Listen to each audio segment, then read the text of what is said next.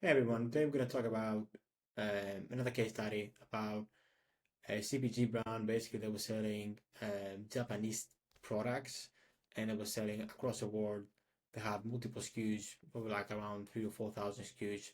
So it's a nice example of like a multi-product business that I've been involved with and helped them scale to 43% increase in top line revenue from 580 to 8010. Again, a few caveats to that. Obviously, I have here some of the results top line as always. A few caveats to that, we saw a decent increase in AMER, so you can see from 16 to 90.9. Again, for that big of a jump of top line revenue, overall efficiency, I think it was very positive here. And what really helped here is obviously that we're transitioning from Q3 to Q4, and it was a lot of work into this. Obviously, I can't really take the credit for this, but again, there are a few, like a lot of fundamental things that were quite wrong with this business. I'm going to go through, exactly from acquisition to retention to everything. The problem here mostly was an acquisition bottleneck. So they were overspending on Google, underspending on Meta, and obviously given the nature of the business being very um, like meta focused based on other examples that I've seen. Honestly, the spend split should be all the way basically the opposite because it was around 70% Google, 30% Meta. The, they was paying like 30, 50K a month on Meta. We're already doing very well across organically and through Amazon as well. So huge potential, but there was no proper strategy behind it. Obviously, Meta before I jumped on it was like a bit of a mess there. There wasn't any creative direction and structure. It was more so, you know, the main thing that I'm seeing when I'm auditing accounts is like 1,000 ad sets live and that sorts of stuff. So main things to really address here was acquisition, driving new customer growth, drive more efficiency, and have a system from a creative perspective because they basically had no system from a creative. It was like whatever we get from kind of influencers or any customers that are kind enough to send us back a photo, with the product and everything, we just round it as that. So we need a proper system there. And more so just a growth strategy piece here. As you can see here, I'm implementing like one of the first thing that I did was implement like a growth strategy roadmap with a P&L level forecast, a channel level forecast, a spend and AMR model, as well as a marketing calendar, so we can take advantage of any key sales periods across the year or throughout the year rather. And again, obviously, that sort of stuff took a bit of time, and obviously, it was a change in like strategy. So overall, I think it was a big exam, and nice kind of case study here, just showcase it with you guys. Because I think one of the main things that I'm seeing daily is just businesses like a proper growth strategy, like a spend level forecast, a way to track really your efficiency across channels, and to really just fuel your decision making across the business. Yeah, and then obviously the main thing that we talked was the creative output system. And the brand had just one internal graphic designer, which, as you can imagine, it can be quite a bottleneck if they want to scale. It was quite interesting because obviously they were around a 500,000 a month, where they do have the resource to maybe hire like a couple more people. So I basically kept them have a proper strategy on UGC. They did the outreach. We didn't use any kind of agencies there.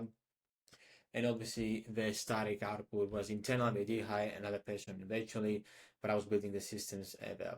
The other point was ineffective channel spend mix, which I just covered that. And again, the non-proper optimization framework. And the last but not least, obviously, it is quite intriguing again.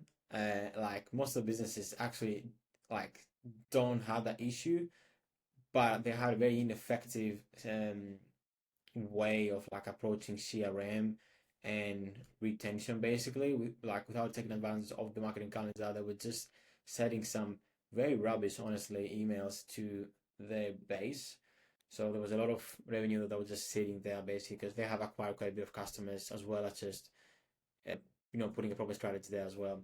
But yeah, just jumping into the next slide. I have an example of like a forecast of a forecasting sheet. I'll link that below just for your own benefit, guys. Again, this is a very simple spreadsheet for the P&L and top level forecast. Obviously, it's way more complex, and it will need obviously your own data. I'll see if I can actually build an actual template for this. But this is like a very simple template. I think it can be very beneficial to track your channel spend mix and your kind of forecast on a monthly basis. I mean, this can be not this. This should be on like a daily spend, so you see how you kind of track. But from a top level, month to month perspective, I think that'll be very beneficial if you don't have anything. And I'm preparing, an SOP for all those documents to guys to help you out, guys, and basically just share in these videos and we'll learn together. But yeah, I think it's very important. Again, I can go through that on a separate video, but the main things here is you put your Google and Facebook spend, and you put basically your AMER, and which you can calculate from this. It has the calculation which is like from total revenue and returning revenue and new customer revenue, and obviously this kind of calculates the AMER, which is, for those who don't know what's AMER, is basically the new customer efficiency ratio. AMER you probably are accustomed to, but it's a marketing efficiency ratio. But this includes both returning and new customers. So AMER is the pacing of new customers basically to your business. We see AOV, how it fluctuates with different fluctuations of spend as well across channels. The cost of goods, which is again very important. And again, the fixed cost, so it calculates like a net profit thing figure, which is like the most important thing, and the contribution margin, basically how much profit after all your operating expenses and fixed costs and everything. Now, without being this video too long, I'm gonna have this calculator in the link below. Hopefully that helps a bit.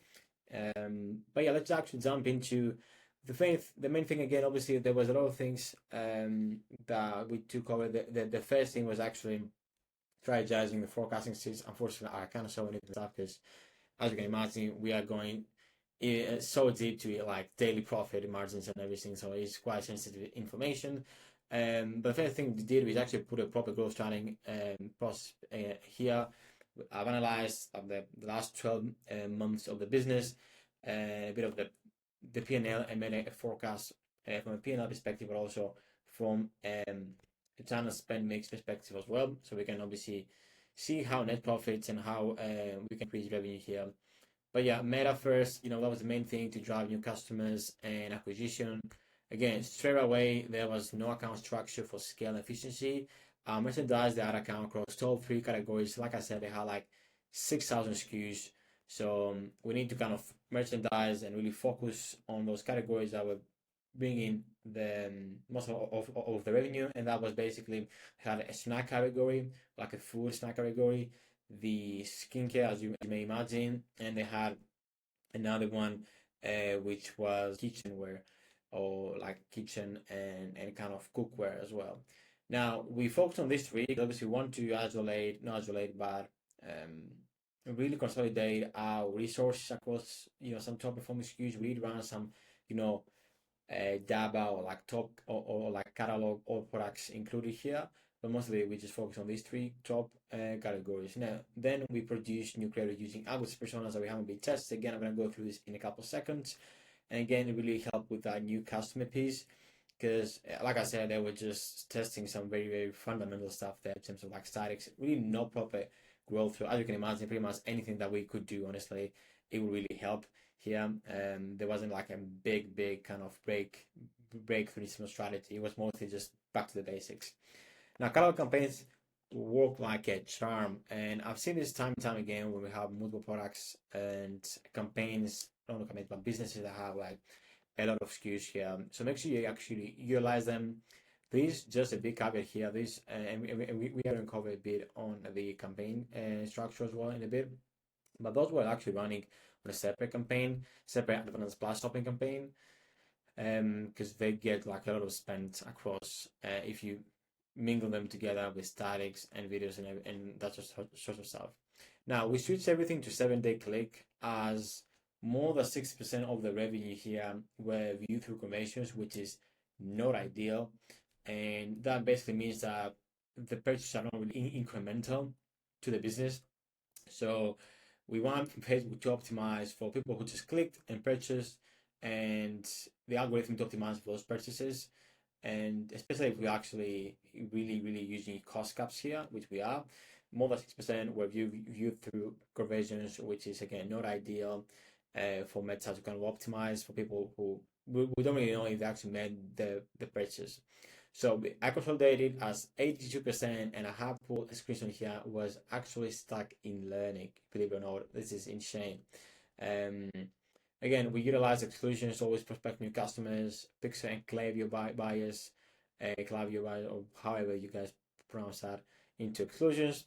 No advanced splash shopping campaign, creative testing roadmap, a proper structure really from the ground up. There was a lot of work that was done through Meta, and again, obviously, given how all of the players that the account was, it was so easy, quote unquote, if you know what you're doing, to have like real results here. Now that's campaign structure from a top level perspective. Again, I'm not gonna put a screenshot from the ad accounts. But from a top level perspective, I have gone through that in a separate video, but this is how it literally looks. We really focus on testing again because we had no real data or like proven winners. ABO to test that. Scaling, we use two separate campaigns, an AC plus campaign, which was just catalogs, and another AC plus campaign that was just videos and statics. And then we kind of transitioning into basically the same setup for each of the categories. So as you can imagine, given it's like a multi-product business, it's like the account will be messy. It's just the way it is. So we have multiple campaigns for each category because we attack them differently. And then we really focus initially, just to be clear, we didn't use any lowest cost. It was all manual bidding, lowest cost cap, I'm sorry. So we identified a CPA that was actually profitable. We put that inside the ad account and inside the campaigns, and we're optimizing to have that profit on the back end.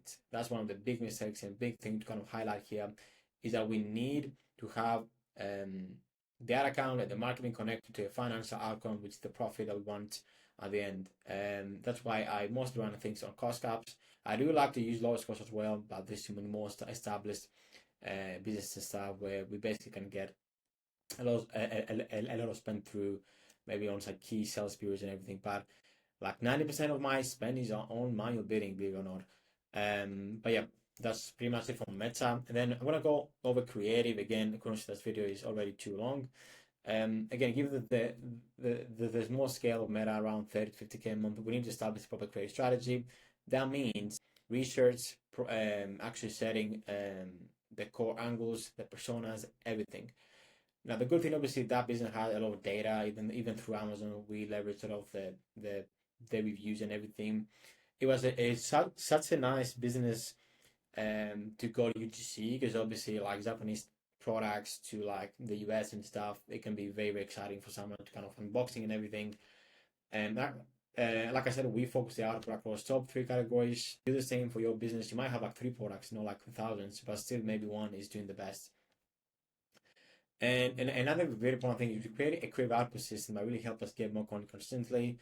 From a static perspective, I basically built the whole thing in terms of the creative output on Asana or either Monday.com. You can use whatever you want, but to on Asana just because it's like easier. And just a very simple system. Honestly, it's not like something like breakthrough here again. Just to have a process and a consistency in terms of like weekly getting new content to the account. And from a user perspective, obviously, I wasn't reaching out to creators and everything, but I refined the briefing process, give them a system, and the client to their credit, they were very on it, and they were very consistent as well. Now, more granularly, establish brand guidelines. Even from the first thing that we do is just have some top level things on what exactly do we want to do here from a brand perspective, who we are. Because obviously, there were some things just never questioned. Obviously, the brand wasn't really healthy on paid social, so to an extent, that is understandable. But yeah, you can see that, you can copy it as well. It's just more like a top level view of like the do's and don'ts and the position statement of our brand. And then we really focus on like 3, 5 core angles and personas. And then the next thing that was in terms of the hierarchy here is the who do we want to actually target here, and what's going to be the main thing that will unlock new customers. And it's basically all summarized through this framework here from Eugene Schwartz, 5 levels of awareness: most aware, product aware, solution aware, problem aware. And it's basically the more the the more focused that we are on the product and on people who are like most aware and product aware, the more we're going to focus on like the price and the discount and everything. And as we scale to new audiences and new customer growth that this business wanted, we wanted to really touch people who are like solution aware, problem aware, and unaware. So basically, people who don't even know that you can ship Japanese products to the US, or like a very specific snack, for example, and really bring that awareness segment into people who are or into people, I'm sorry, who are product aware and everything. Now you can see here a small thing, how we tackle them from an overall messaging perspective. But a more granular view is something like that. So again, feel free to just take it from for your own sake and your own business. The most aware probably need more promise, guaranteed discount, and the unaware need more storytelling, the journey, the kind of secret. Is basically getting people from very top of funnel, very core audiences to be more warm, who have interacted with our brand. And again, as you may imagine, and this is the hard thing for a lot of businesses to understand, is that all of these different messaging frameworks will have different results for your business. Like you can expect like a 3x ROAS, for example, on your unaware segment. It's like people who don't even know you exist. But on your most aware, you probably can expect like a, again, depending on your business. I'm just throwing out numbers here, a decent efficiency ratio or like an ROI, because there are people who know your brand and you're just basically targeting bottom funnel. Now, just for this specific occasion, given the spend was very small on Meta, we mostly focused on most aware, product aware, and problem aware as well. We really just left the solution, not the solution, the unaware completely out of the picture here, guys. We just do out of the blue, and we really focus on the product and solution aware and a bit of the problem aware. So like problem solution frameworks, UGC videos, comparison video us versus them with maybe some other competitors, and a lot of things was actually in the most and product aware, because again, like I said, they were quite established, or at least had a decent amount of traffic through Amazon. So we kind of got that as well. And then it was the next thing we need to do was actually have a persona split. People who actually in our target audience, who do we want to target. Again, highly dependent on your own business. Again, this is not an example of this business again, it's just an example that you can take, and you can have the developers. This is for a UGC example, but you can take it for statics or just across the business. Initially, it will probably be around 2-3 core persona splits, I would advise. And then some of the examples here again is not the business, but the main thing about that focus is like a UGC video and unboxing videos, basically people who are unboxing the snacks and the products and everything. They were sharing their experience and actually trying the products, and or some simple testimonial videos of how excited they were. And the other thing that really worked well was the gifting angle on the on the kind of UGC framework. And then from a static perspective, really focus on USB led like this, which is like maintaining all day focus. A great, for example, a great hook was like, or a great headline was, just product delivered to your doorstep in minutes, something like that. Not in minutes, but in maybe that was it. Japanese products delivered to your doorstep. So again, you can communicate the whole USP of the brand on a headline. Obviously, we did that for each category. We have very nice visuals, very nice images, great work from the designers as well. And yeah, again, we had some social proof as well, because obviously we had like quite a bit of reviews from Amazon that we leveraged. But yeah, that was the main things that really worked very well. What didn't work very well was actually, which it was a bit of a surprise. It was us versus them comparison statics, which typically do well. but most of this got the spends and the catalogs got also very, very good results. Now, then at Google, last thing, obviously, we can't target Google because obviously they were spending quite a bit of money. We didn't kind of drastically increase initially, but we're starting to bring up spend on Meta, which really helped Google as well. There were quite a few things there that didn't actually work, or that actually could have been better. There was heavy use of non-branding search campaign, which have limited new customer growth. Um, Again, non-brand search can be a great tool, but again, it's around that middle funnel, which it wasn't really optimized and it wasn't really focused on efficiency. So there was a lot of, and I think they were including brand as well. So again, a lot of overlap here that really limit new customer growth. No proper customer exclusion across shopping and Max, as you can imagine, those were like mostly returning customers. Heavy use of PMAX instead of shopping, which shopping has been outperforming everything across accounts recently. Obviously, they have an update as well. And no negative lists in place, which again, there was a lot of OSC budget and no proper bidding for efficiency. Target ROAS, target CPA was one of the main key actions that we taken initially just to improve efficiency, and we really increased that. And that's why we did see like a very small decrease in efficiency, even we basically added 200K or 300K to the monthly revenue, which is a lot of new customers. And then the other piece, obviously, that's an example of like the account structure I recommend from a top level game perspective, almost balanced on Google. And demands that we started to play around with some YouTube shorts on some of the UGC videos that did very well, but no significant spend there to kind of make any call outs. Mostly was shopping, non-branding search, a bit of a PMAX, and then bottom of funnel, branding and YouTube retargeting. Now, the other thing that worth mentioning, obviously, given the complexity of the business, not the complexity, but maybe how many SKUs they had, we had top 3 categories um,